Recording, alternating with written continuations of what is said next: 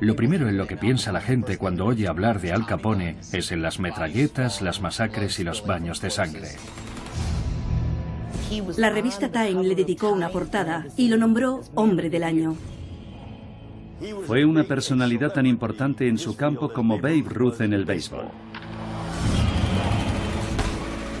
Seguro que hay chavales que no sabrían nombrar a los 3 últimos presidentes de Estados Unidos, pero sí saben quién fue Al Capone. Es la personificación misma del gángster en la vida americana.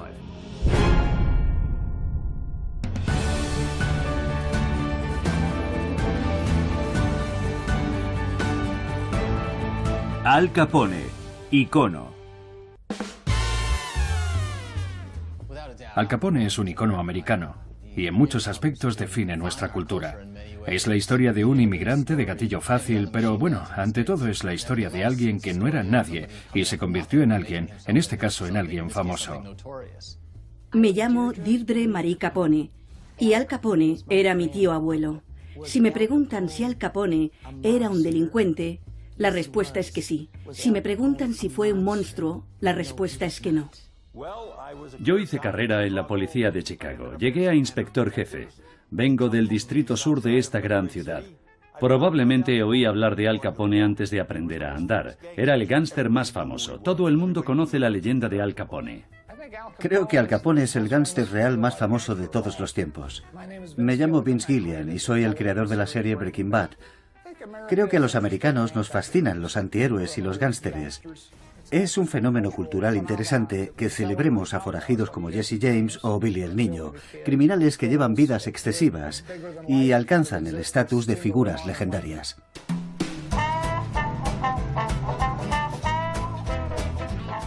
A comienzos de 1929, Louis Armstrong ha grabado Western Blues en disco de pizarra.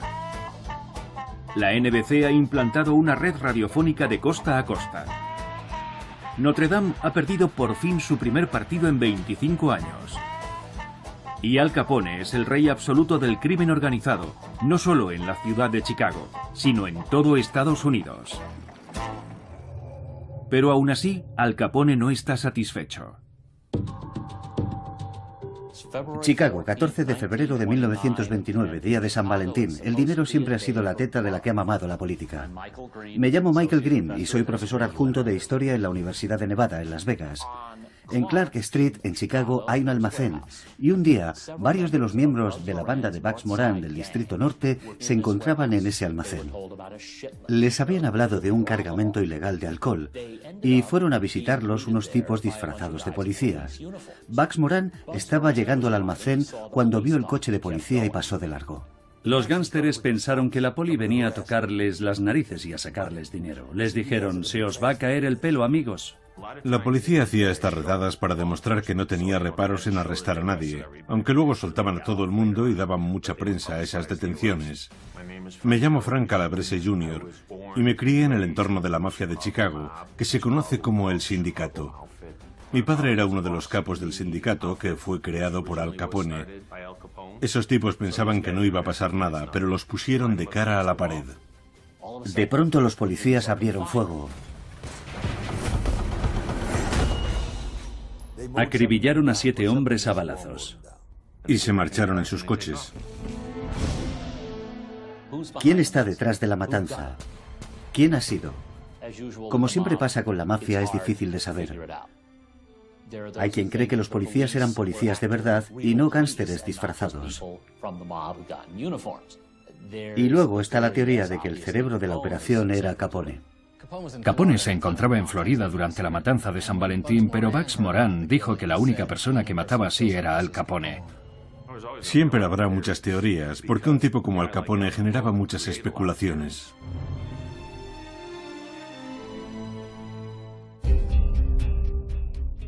Nadie pudo ordenar el asesinato aparte de Capone, que se las arregló para encontrarse en el despacho del fiscal del estado local en Florida en el momento de la masacre. No podría haber tenido una coartada mejor.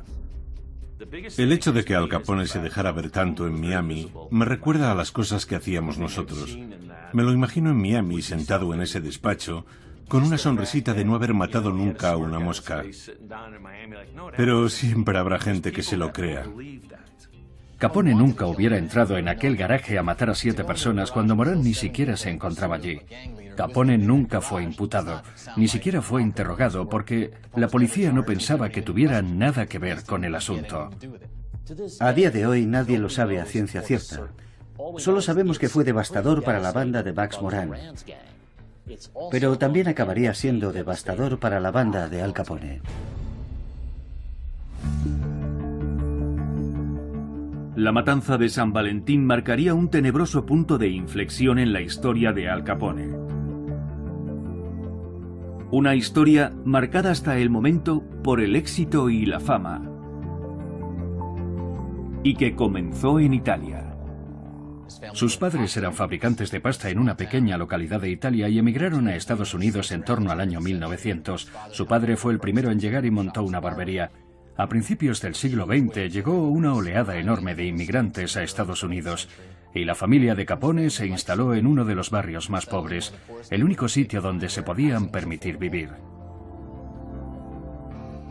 Gabriel Capone, su esposa Teresina y sus 2 hijos se van a vivir a un sórdido apartamento de Brooklyn, cerca del astillero de la Marina, donde el 17 de enero de 1899 nace Alphonse Gabriel Capone.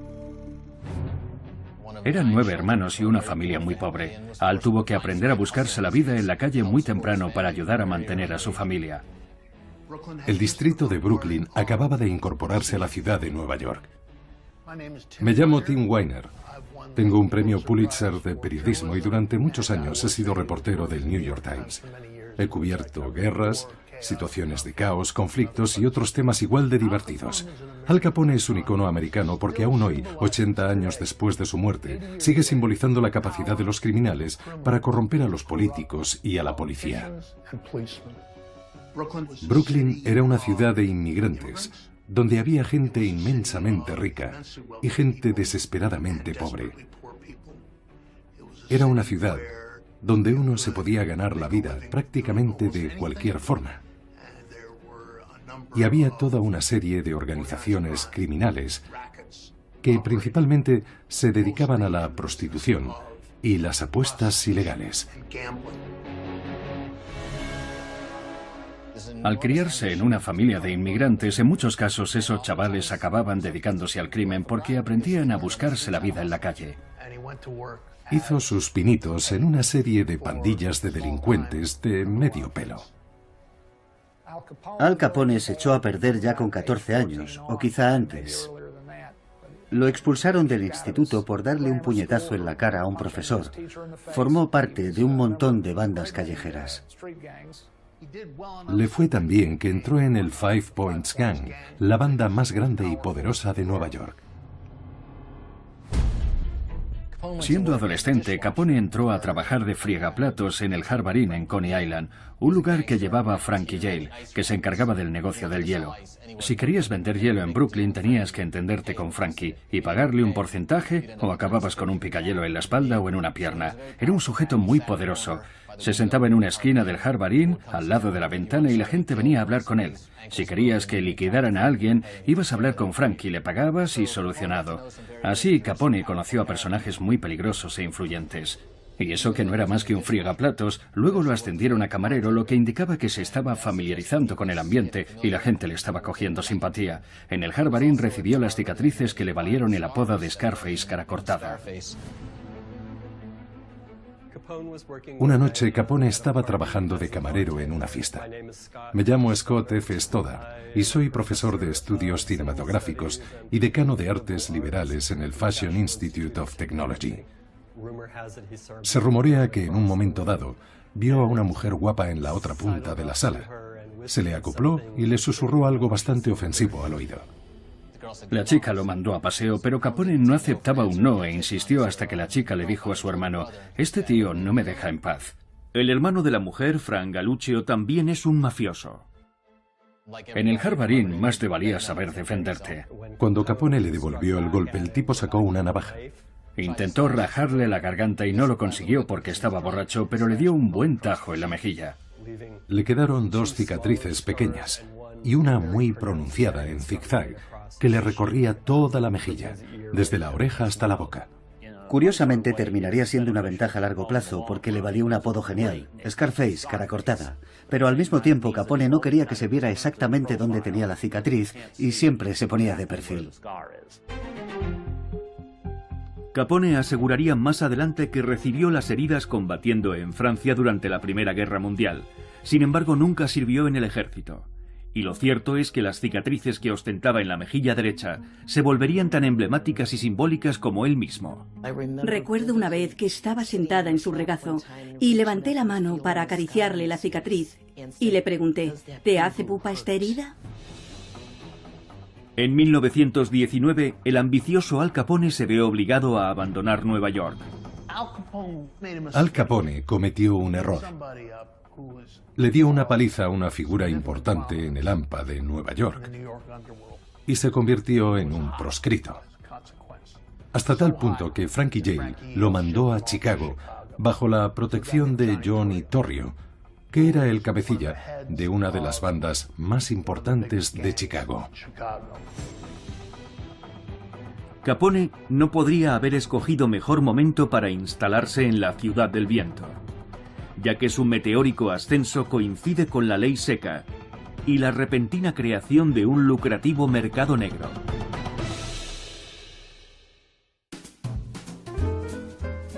De no ser por la prohibición, no estaríamos hablando hoy de Al Capone. Habría sido un delincuente de 3 al cuarto. Capone se lo debe todo a la prohibición. Pensaron que prohibiendo el alcohol purificarían América. El demonio del alcohol estaba envenenando a la juventud, así que llevaron a cabo una especie de experimento para legalizar la moral, por así decirlo. En teoría, era ilegal vender alcohol, pero aún así la opinión pública no lo veía como nada del otro mundo. La nueva ley no impidió que los americanos siguieran bebiendo como cosacos. Es más, la población desobedecía la ley abiertamente. Se reían de ella porque les parecía una broma. Frecuentar los bares clandestinos se convierte en un rito nacional.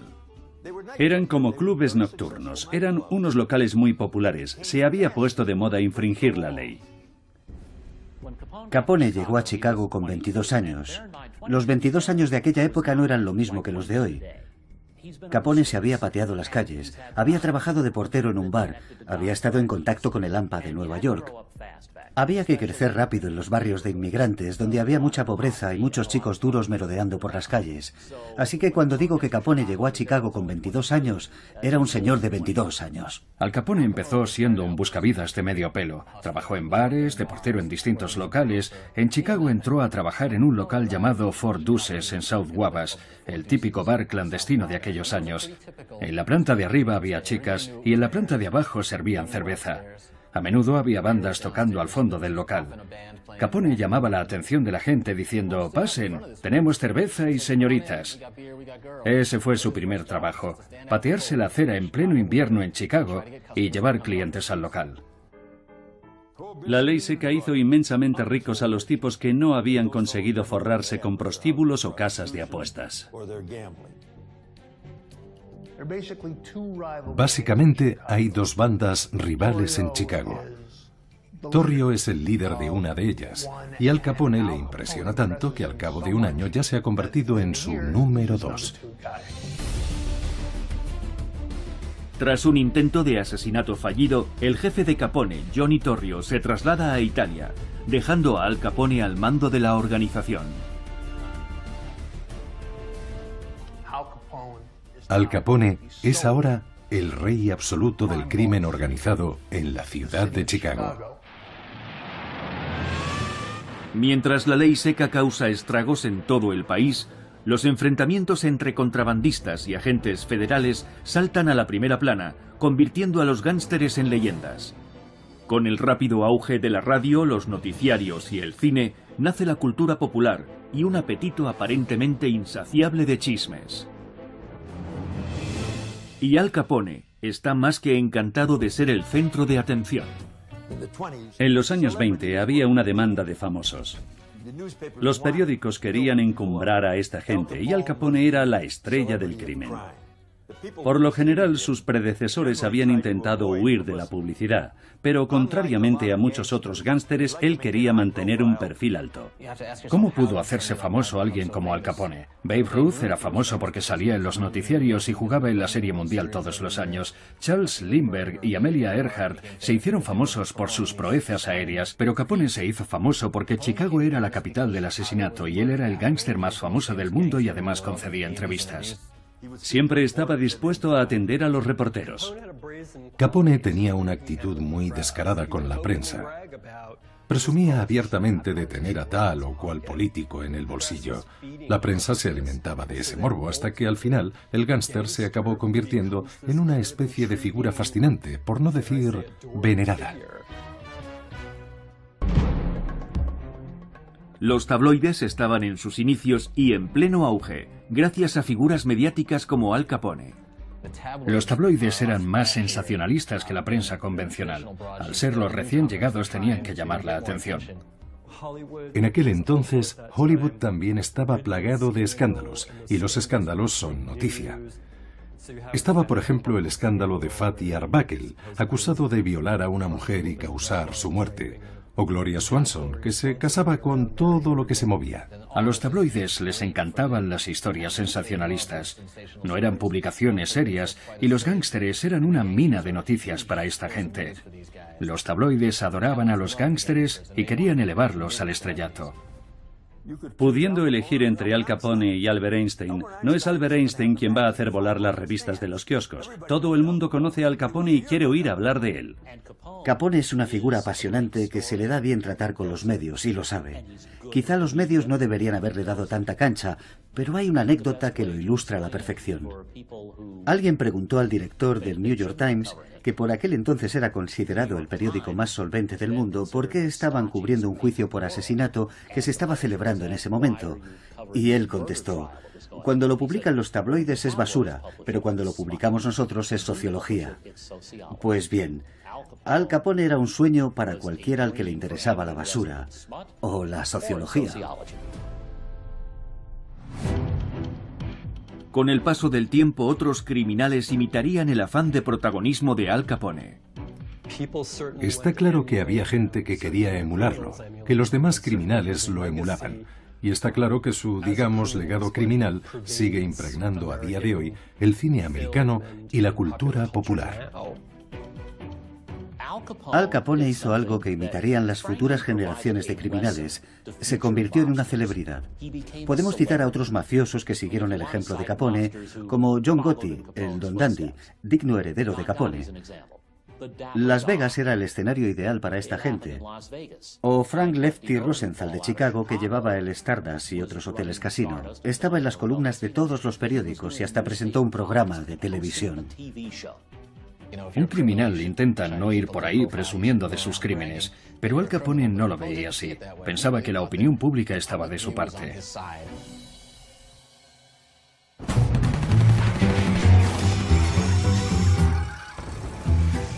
La popularidad de los capos del crimen organizado como Al Capone fue lo que condujo al desarrollo y la aplicación de los códigos de producción cinematográficos. Las películas de gángsteres se convirtieron en un género aparte en Hollywood a principios de los años 30, con producciones como El enemigo público, Hampa Dorada o Scarface en 1932. Las películas de gángsteres cristalizan de algún modo esa idea del delincuente como una especie de héroe mítico idealizado, como un antihéroe. Su estética se inspira en Al Capone, con sus trajes cruzados, sombreros de fieltro de ala ancha, zapatos relucientes, vistosas joyas. Hollywood glorificaba a los gángsteres y la verdad es que nosotros nos aprovechábamos de ello, porque podíamos hacernos pasar por buena gente, gente con la que puedes contar. El cine de gángsteres nace de esa mitología del antihéroe, del personaje que en el fondo está intentando hacer algo bueno, pero no consigue que las cosas le salgan bien y acaba llevando una vida criminal. Pero había quien no aceptaba esa glorificación de los gángsteres. Desde la era del cine mudo, muchos americanos han tenido la impresión de que la industria del cine era moralmente cuestionable. Y la idealización de los criminales no hizo más que empeorar las cosas.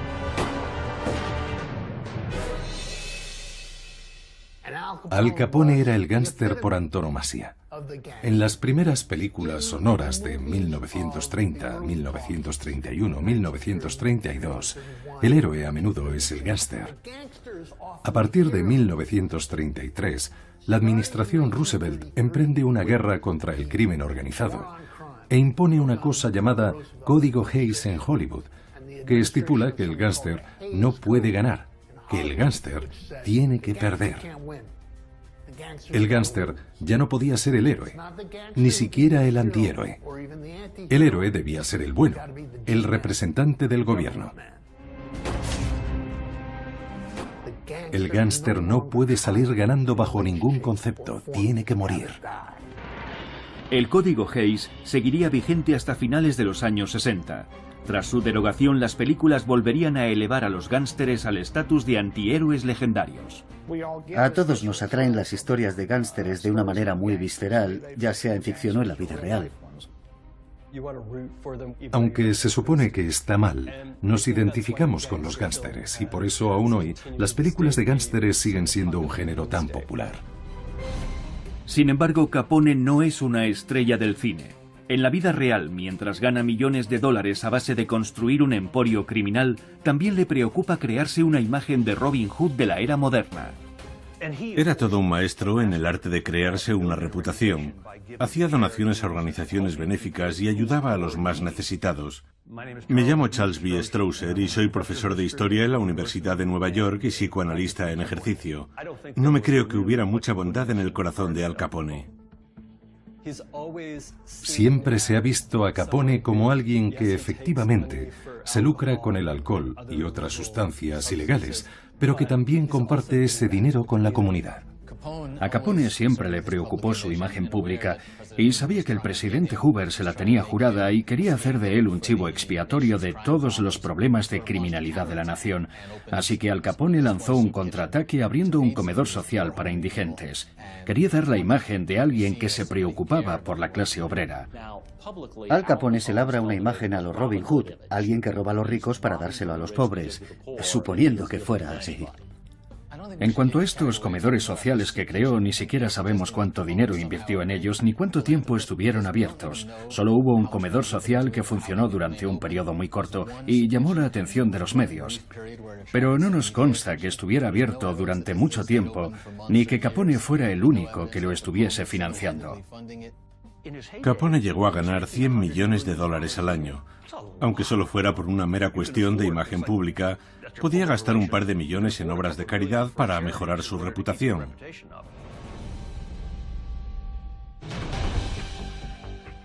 En privado, Capone era un manipulador. No se llega donde llegó él sin tener ciertas habilidades, cierto olfato, así que creo que Capone sabía manejarse en distintos niveles, en función del contexto y la persona con la que estaba tratando. A mediados de los años 20, Al Capone está en la cima del mundo. Controla los bajos fondos de Chicago y se está convirtiendo rápidamente en una leyenda en vida. Se convirtió en una figura emblemática. Era la personificación misma del gángster en la vida americana. La ley seca no ataja la locura de los locos años 20. Los años 20 fueron una nueva era en Estados Unidos. Se celebraba el fin de la guerra, la economía crecía, las mujeres tenían más libertad, se fumaba y se bebía. Había clubes donde uno podía ir a escuchar música negra y por primera vez los blancos y los negros alternaban juntos. El país estaba cobrando vida. Se estaba grabando jazz por primera vez. Ahora se podían comprar discos de jazz. La era de la prohibición fue una época de efervescencia artística. Creo que ese es uno de los legados más importantes de la prohibición. Me llamo Cassandra Wilson y soy música. La primera vez que oí el nombre de Al Capone fue en boca de mi padre. Mi padre nació en la ciudad de Chicago Heights en 1918. Alcanzó la mayoría de edad en plena prohibición. El objetivo de la prohibición era atajar aquel entusiasmo, convertirnos en una nación más sobria, pero tuvo el efecto contrario. Todo el mundo quería saltarse las leyes, seguir bebiendo, y ahora que se había ilegalizado el alcohol, era más sexy que nunca. Hordas de ciudadanos sedientos procedentes de todo el Medio Oeste acuden a las tabernas clandestinas de Al Capone en Chicago en busca del alcohol, las mujeres y la música. Creo que, de no ser por Al Capone, el jazz no habría conocido el auge que tuvo en Chicago.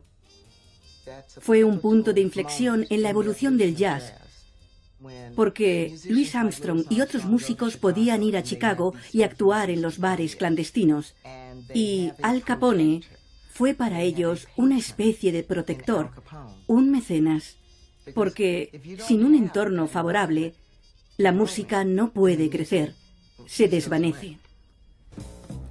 En sus clubes, Al Capone brindó a estos músicos afroamericanos una serie de oportunidades que no tenían en otros locales.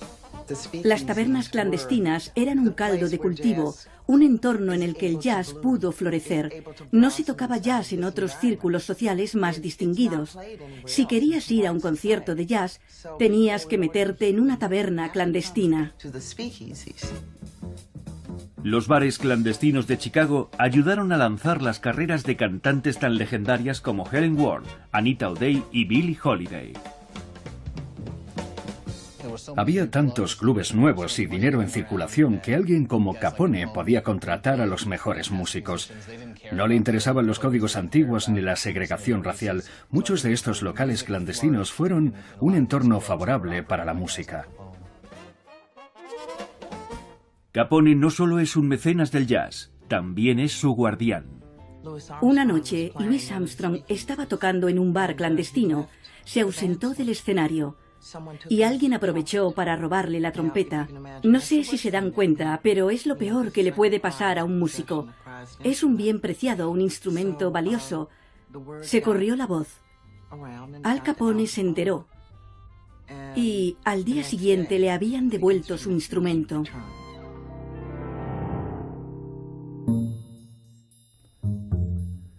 Una de las señas de identidad más reconocibles de Al Capone era su forma de vestir. 70 años después de su muerte, la gente sigue hablando de Al Capone como el gángster más elegante de todos los tiempos. Capone era muy derrochador. Siempre iba como un pincel. Se compraba la ropa más cara que podía pagar el dinero. Trajes a medida de los colores más llamativos porque quería que la gente se fijara en él. Las decisiones estéticas de Capone son muy deliberadas, muy conscientes. Debido a su talla, le gustaban los trajes cruzados, que le hacían parecer más alto y delgado. Quiso imitar el estilo de los banqueros, pero llevándolo al extremo. No era solo una forma de eclipsar el hecho de que era un criminal. Era un esfuerzo genuino por pasar por un hombre de negocios normal. El ostentoso estilo de Al Capone ha marcado la cultura popular durante décadas.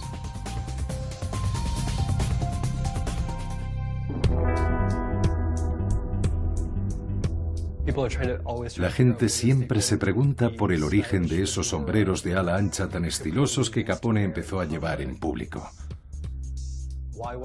¿Por qué empezó a llevar esos sombreros blancos? Se remonta a las películas que veía, a su pasión por los westerns. En Chicago, se podían arrestar solo por llevar un sombrero blanco porque todos los gángsteres imitaban a Capone. En los años 20 y 30 había coches de policía patrullando las calles y si veían a dos individuos con sombrero blanco los paraban. El sombrero de fieltro es un símbolo poderoso. Es un símbolo de hombría, de éxito, de elegancia. Es el símbolo de un hombre que sabe pasarlo bien. Cuando te pones un sombrero de fieltro, sabes que vas a pasar un buen rato. Una mujer sabe que se va a divertir con un hombre que lleva un sombrero de fieltro. Mientras los locos años 20 tocan a su fin, el imparable ascenso a la cima de Al Capone es un hecho consumado. Es el jefe absoluto del crimen organizado en Chicago, por no decir en todo Estados Unidos. Al Capone controlaba una red de contrabando de alcohol, tabernas clandestinas, burdeles y casas de apuestas. apuestas hípicas incluidas. Y eso que en Chicago no había hipódromo. Para entonces, sus ingresos se cifraban en torno a los $100 millones.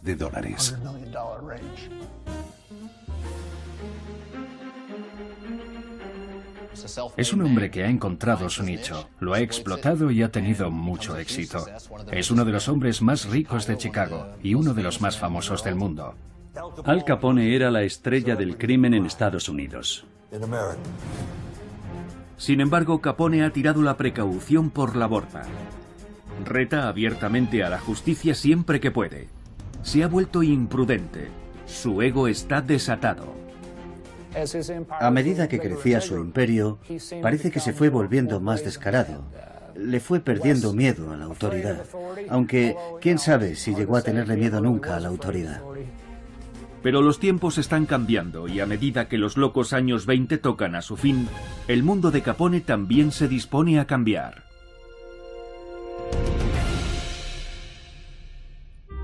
...14 de febrero de 1929, el día de San Valentín. Son las 10:30 de la mañana. Al Capone está de viaje en Miami. Mientras tanto, en Chicago, 7 mafiosos emprenden un viaje a la morgue. Supuestamente, la matanza de San Valentín fue planeada y llevada a cabo por la banda de Capone, aunque nunca se ha demostrado.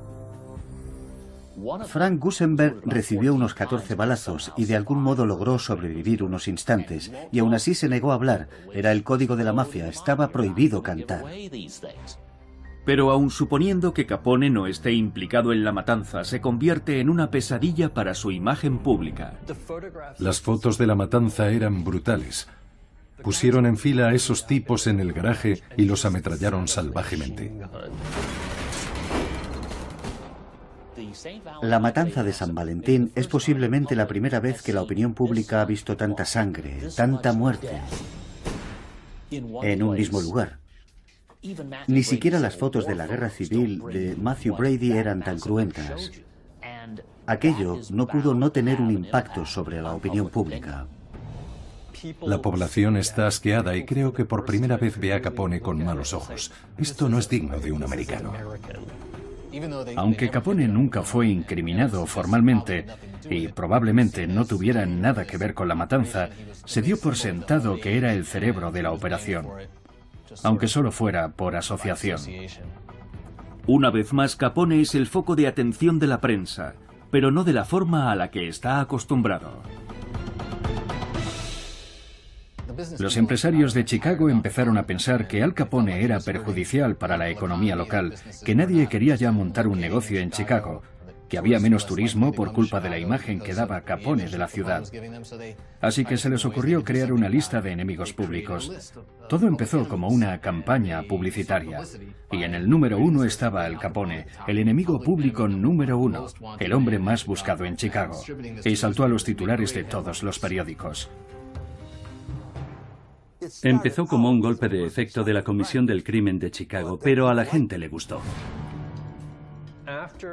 A partir de 1929, a raíz de la matanza de San Valentín, asistimos a un verdadero vuelco en la forma de cubrir la figura de Al Capone en los noticiarios y los periódicos de la época. De un día para otro se convirtió en escoria. De repente era el cerebro del mundo del crimen. Ya no se le veía como un buen samaritano, sino como un hombre que se había estado aprovechando del sueño americano. Aunque antes gustara, ahora se piensa que ha estado explotando a la gente. Cuando te catalogan como el enemigo público número 1, tienes ya un pie en la cárcel. Justo después de la matanza, Capone se marcha de Chicago. Los clanes de la costa este le aconsejaron que mantuviera un perfil bajo hasta que se calmara la situación, así que Al se fue a Filadelfia y llevaba un arma de fuego encima. Los capos no solían llevar armas, sus guardaespaldas sí, pero un policía se fijó en que llevaba un arma y Capone fue arrestado. Normalmente un capo de la mafia tendría 7 abogados para defenderlo e intentaría eternizar el proceso, pero Al se declaró culpable y pasó un año en la cárcel en Filadelfia. Pensó que la gente se habría olvidado ya de la matanza de San Valentín, pero no fue así. Aquel acontecimiento tuvo un impacto enorme. La élite empresarial de Chicago sigue acorralando a Capone y acude a Washington en busca de ayuda. Una de las cosas que hicieron fue montar un grupo de presión en Washington para tratar de convencer al gobierno de que había que acabar con Al Capone. No podían haberlo hecho en mejor momento. Menos de 3 semanas después de la matanza de San Valentín, Herbert Hoover asumió la presidencia de Estados Unidos y estaba consternado con lo sucedido en Chicago. Durante la campaña electoral, la economía iba viento en popa. El país estaba viviendo una era de prosperidad sin precedentes, así que Hoover centró su campaña en la lucha contra el crimen. Y como Capone era el criminal más famoso de Estados Unidos, era un blanco fácil para Hoover. Al Capone no fue enjuiciado en los años 20 porque era más poderoso que la ley. Era más poderoso que la policía de Chicago. Era más poderoso que las autoridades del condado de Cook. Para trasladar el mensaje de ser implacable con el crimen, el blanco más obvio es Al Capone. Irónicamente, por aquel entonces, Capone sigue siendo a su manera una especie de héroe popular. Sigue siendo un Robin Hood. Pero si bien goza de cierta popularidad, políticamente la opinión pública vota contra lo que representa Capone. El presidente Hoover movilizará todos los recursos del Estado federal para acorralar a Capone. Sin embargo, es imposible juzgar al gángster por ninguno de los crímenes más graves que se le suelen atribuir. Contrabando, extorsión, prostitución, apuestas ilegales, asesinato. Todo el mundo sabe que Capone es un criminal, pero nadie lo puede probar. Con alguien como Al Capone, la justicia no puede seguir el cauce normal porque está demasiado protegido, es demasiado intocable. Habría que lograr que un sicario incriminara a su jefe y este al suyo, cosa prácticamente imposible. La organización territorial de Estados Unidos todavía es reciente. El gobierno federal apenas tiene capacidad para aplicar las leyes promulgadas en el Congreso. No podían mandar al FBI a Chicago para atrapar a Capone, porque la prohibición era competencia de los agentes del Departamento del Tesoro. Elliot Ness encabezará la búsqueda de una prueba incriminatoria. Ness era un agente del Departamento del Tesoro que estaba trabajando en el caso tratando de buscar pruebas que pudieran servir a la fiscalía para encarcelar a Capone. Se ha magnificado mucho el mito de Elliot Ness. En realidad, Ness tuvo muy poco que ver con la caída de Capone. Es cierto que desbarató un poco sus negocios, desmanteló algún que otro burdel, desmanteló algunas de las fuentes de ingresos de Capone, pero sus pesquisas tuvieron un impacto mínimo en la organización de Capone. Ni siquiera estoy seguro de que Capone supiera quién era Elliot Ness. Pero los medios de comunicación se encariñaron con Elliot Ness porque era un universitario. Se graduó en la Universidad de Chicago. Era muy listo y encarnaba ese ideal de construir un equipo de agentes intocables, imposibles de sobornar. Lo cierto es que algunos de sus hombres sí se dejaron sobornar.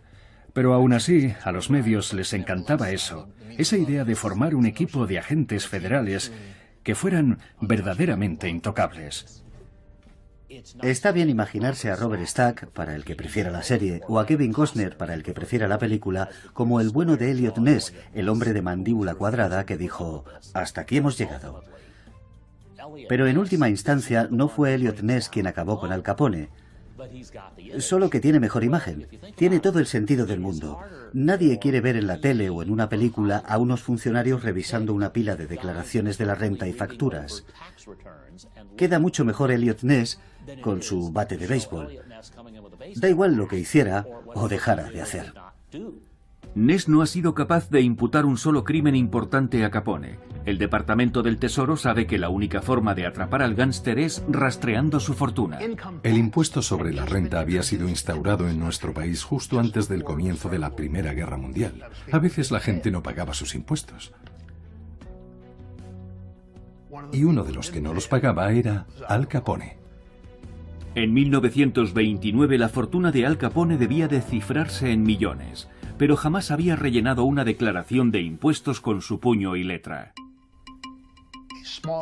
Un pequeño equipo de inspectores del Departamento del Tesoro, tan obstinados como valientes, estuvieron reuniendo pruebas para enviar a Al Capone a la cárcel por evasión fiscal.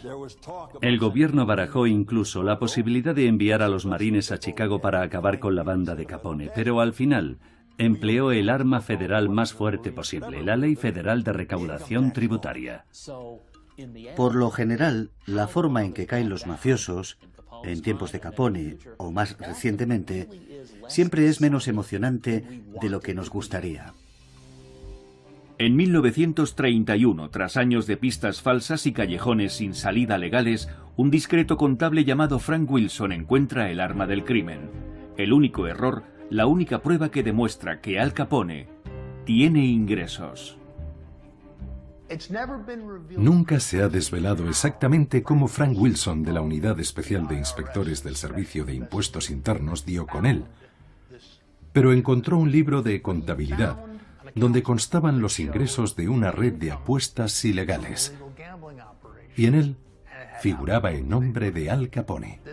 Era la prueba legal de que Al Capone tenía ingresos, y fue lo que permitió procesarlo.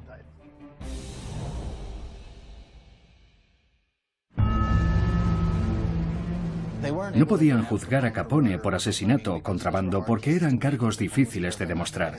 Tenían que juzgarlo por sus delitos fiscales porque querían quitarlo de en medio a toda costa. Hay circulares internas del Departamento de Justicia donde se preguntaban si aquello no iba a trasladar una imagen de debilidad. Estamos hablando de un pez gordo de la mafia, alguien que reconoce abiertamente que se ha lucrado con el contrabando de alcohol. ¿Y esto es todo lo que tenemos? ¿Acusarlo de evasión fiscal? Pero al final lo importante era quitarlo de en medio. El 5 de junio de 1931, Alphonse Gabriel Capone es acusado de evasión fiscal en los ejercicios comprendidos entre 1925 y 1929. La fiscalía alega que Capone debe más de $215.000 a cuenta de sus actividades como corredor de apuestas. ¿Quién hubiera dicho que el arma del crimen que permitiría inculpar a Al Capone sería un modelo de declaración de la renta? Entre la opinión pública y la prensa no pasa desapercibido que el acta de acusación no menciona ninguno de los graves crímenes que suele atribuirse a Al Capone. Para Capone y su equipo legal, se trata de un mezquino chantaje que bien podría quedar en nada. El gobierno tiene que instruir el caso con mucha cautela, no solo porque es una cuestión financiera y tributaria, sino porque no pueden demostrar nada sobre ningún asesinato. No se le acusaba de ningún otro delito. La idea era que sus negocios no eran tan transparentes como afirmaba él. El gobierno sabía lo poderosa que era el arma fiscal. La defensa no lo veía así. Pensaban que lo peor que podía pasar era una condena a un par de años de cárcel. Capone creía que podría burlar el sistema y que, declarándose culpable, sus abogados podrían pactar con el fiscal una condena de 1 o 2 años, como mucho. Y eso para él era pan comido. El juez federal que preside el juicio, James H. Wilkerson, rechaza llegar a un acuerdo. No admite la culpabilidad y ordena ir a juicio. El juicio a Capone arranca el 5 de octubre de 1932 por la mañana en el Tribunal Federal del Centro de Chicago. En cuanto nombran al jurado, Capone intenta sobornar a sus miembros. Si ha podido sobornar al alcalde y al fiscal del distrito, ¿cómo no va a poder sobornar por lo menos a uno de esos 12 ciudadanos honrados? Los federales se enteraron de que había sobornado al jurado porque tenían un topo en el campo de Capone, y el juez intercambió su jurado con el de otro juez. Ahora el jurado sería imparcial. El juicio se convierte instantáneamente en un fenómeno mediático. Era el juicio del siglo. Los Estados Unidos de América contra un miembro del AMPA. Hay que tener en cuenta que los juicios en los años 20 eran otro mundo. El primer juicio mediático había sido el de John Scopes en el 24, que fue la primera vez que un juicio llamó la atención de la prensa. Por fin, Capone era llevado a juicio. Y lo vendieron como el juicio que acabaría de una vez por todas con el crimen organizado. Naturalmente, lo que consiguieron es que este se hiciera menos visible. Hay reporteros de todo el mundo cubriendo el juicio, y los curiosos se agolpan a la salida del tribunal. El juicio de Capone será el prototipo de otros juicios venideros a mafiosos, como el de Charlie, Lucky Luciano y el de John Gotti. El juicio de Capone era un circo mediático. Querían que testificara y naturalmente sus abogados le ordenaron que se callase. Cada día la prensa publicaba las transcripciones de las sesiones porque eran sensacionales. La imagen pública de Capone está hecha añicos. Para los trabajadores de clase obrera ha dejado de ser uno de los suyos, un don nadie que se parte el espinazo para recoger unas migajas del sueño americano. Para cuando Capone empezó a ser investigado por el Servicio de Impuestos Internos, su ostentoso tren de vida ya no parecía tan glamuroso como en los años 20, cuando la economía iba a un viento en popa. Podía gastar, pongamos, $12 en un par de calzoncillos de seda, que era el equivalente de lo que ingresaba una familia en una semana. Para una familia empobrecida, sobre todo, era una fortuna. Con lo que Capone gastaba en calcetines, una familia podía comer durante un mes. La opinión pública había dado la espalda a todos esos personajes tan extravagantes. Cuando todo el mundo era feliz, ganaban mucho dinero y estaban de juerga en los años 20, estaban bien vistos. Pero en los años 30, con las colas de desempleados y los comedores sociales, esos granujas ya no caían tan bien. Partía con una imagen negativa, pero él no tenía ni idea porque siempre había tenido el mismo tren de vida. No se daba cuenta del efecto que podría tener en el jurado, aunque claro, nadie piensa en esa clase de cosas cuando se va de compras. La argumentación de la acusación era increíblemente endeble. Les costó horrores probar que Capone tenía ingresos hasta que por fin consiguieron que un corredor de apuestas accediese a testificar jugándose el pellejo. El contable era el testigo sorpresa. Su comparecencia fue un gran golpe de efecto. Efectivamente, Capone estaba ingresando grandes cantidades de dinero, pero siempre eran acuerdos verbales. No pudieron aportar una sola prueba documental ni un solo cheque que demostrara que Capone había ingresado dinero. En el fondo, todo se basó en que estaba demostrado que Capone gastaba mucho dinero, y el jurado tenía que creer que si estaba gastando tanto dinero debía de ser porque estaba ganando mucho dinero. Esa era la base de la acusación. El 18 de octubre a las 2:42 de la tarde, el jurado abandona la sala para iniciar sus deliberaciones. 8 horas más tarde, regresa a la sala con un veredicto: culpable. Mucha gente cayó por culpa de un error de un individuo. Hablamos de un contable al que probablemente Capone dijera 1.000.000 de veces: anda con cuidado, no dejes rastros. Podrían ir a por él en cualquier momento, y no hacía falta que tuviera un montón de documentos apilados. Bastaba con un papelito de nada. 6 días más tarde, el juez James H. Wilkerson emite la sentencia de Capone. Normalmente, a alguien condenado por evasión fiscal le caería una pena de 18 meses de cárcel, 2 años a lo sumo, pero el juez condenó a Al a 11 años. Lo internaron en la cárcel del condado de Cook, donde su madre podía ir a visitarlo y llevarle comida. Luego lo trasladaron al Centro Penitenciario Federal de Atlanta, uno de los más duros del país. Sin embargo, para Capone, los días que pasó entre rejas en Atlanta fueron casi unas vacaciones. Su celda acabó siendo el equivalente de una habitación de hotel de 5 estrellas. Consiguió ropa de cama y toda clase de caprichos, hasta tal punto que la gente venía a su celda a escuchar la radio. Le estaba yendo tan bien en la cárcel que los funcionarios federales consideraron que era inadmisible y lo mandaron a la Roca. Alcatraz. Esta pequeña isla de la bahía de San Francisco había sido originalmente una prisión militar durante la Guerra de Secesión. Se convirtió en una prisión federal en 1933. No era la clase de lugar donde Al Capone podría reclamar un colchón más mullido.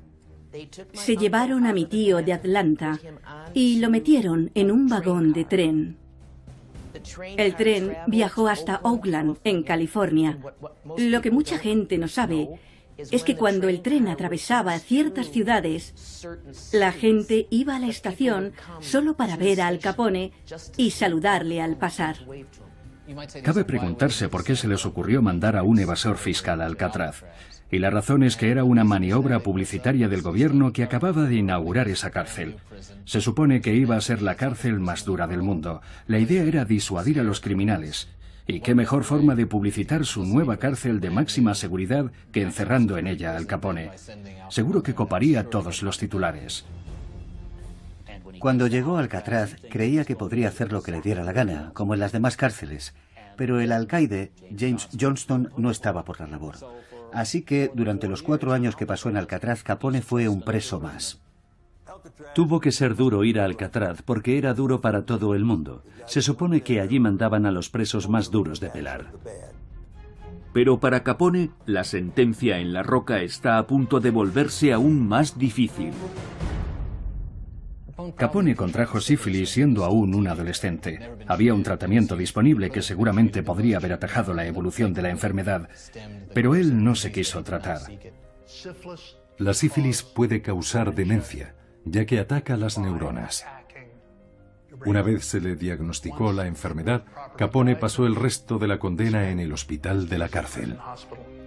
Tras diagnosticársele la enfermedad, el 6 de enero de 1939, Capone es trasladado al Centro Penitenciario Federal de Terminal Island, en California. El 6 de noviembre de 1939 se le concede la libertad condicional y puede volver a su domicilio en Palm Island, Florida. Cumplió unas 2/3 partes de los 11 años a los que se le sentenció. Le hicieron una evaluación psicológica y concluyeron que tenía las facultades mentales de un niño de 12 años. Es cierto que hay niños de 12 años brillantes, pero en fin, estamos hablando de un desgaste, un deterioro considerable, tratándose de un hombre que fue el jefe de la mafia de Chicago. Incluso después de que lo soltaran de la cárcel, siguió llevando una existencia de prisionero. Incapaz de retomar su carrera criminal, Capone pasa los últimos días de su vida en su mansión de Florida. Pasó los últimos años arropado por su familia, desvariando y despotricando contra Bugs Moran. Veía enemigos imaginarios en todas partes. Algunos de los más veteranos iban a verle, pero por pura cortesía. No tenía ya ningún poder en el mundo del crimen organizado y no estaba muy al tanto de lo que pasaba. El 5 de enero de 1947, Al Capone muere de un infarto en Palm Island, Florida, a los 48 años. Al Capone es una figura que surgió con una época y murió a la vez que esa época.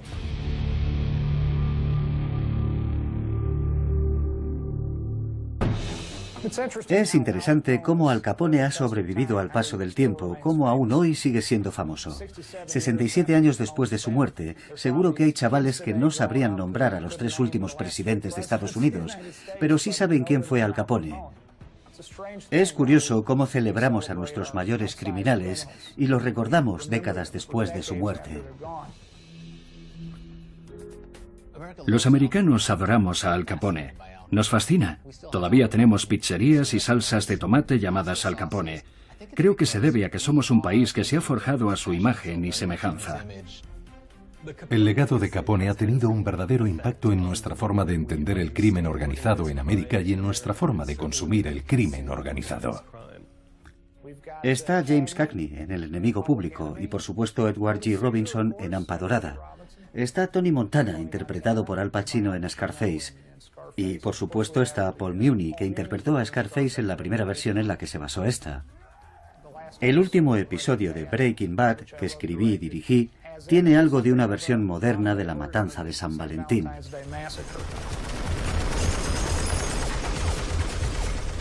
Quizá había una parte de mi cerebro que estaba canalizando ese feo episodio de nuestra historia. Creo que no vamos a parar de ver una película tras otra sobre el tema, e irá cada vez a más. Es un capítulo de la historia de Chicago que no va a desaparecer, y es un capítulo de la historia de este país. Se ha convertido casi en un mito de nuestro folclore, y con el tiempo se vuelve cada vez más fuerte. No hay que idolatrar a Capone, pero sí que debemos estudiarlo para apreciar cómo ha cambiado nuestro país y ha afectado a nuestra cultura. Al Capone murió a los 40 y muchos, pero en cierto sentido no ha muerto. Se ha convertido en una importante figura de la cultura, en los libros, la televisión, el cine.